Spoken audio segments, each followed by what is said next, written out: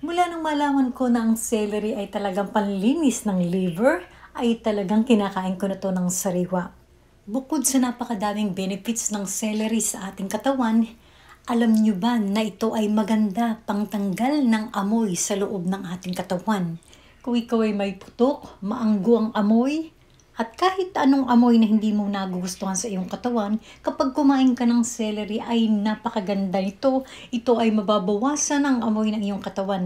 Seasonal ang celery dito, kung kaya minsan ay talagang natutuwa ako kapag marami akong nabibili. So kung hanggat maaari talaga ako ay kumakain ng isang tangkay araw-araw.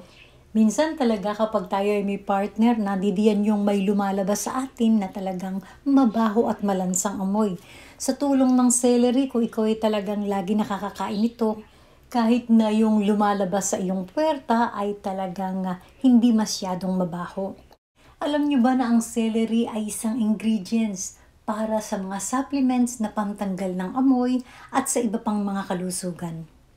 Bukod sa supplement celery na aking ininom, siyempre mas maganda pa rin yung fresh.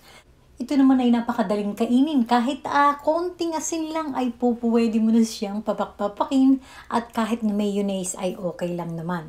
So thank you so much guys for watching and see you to my next vlog. Bye!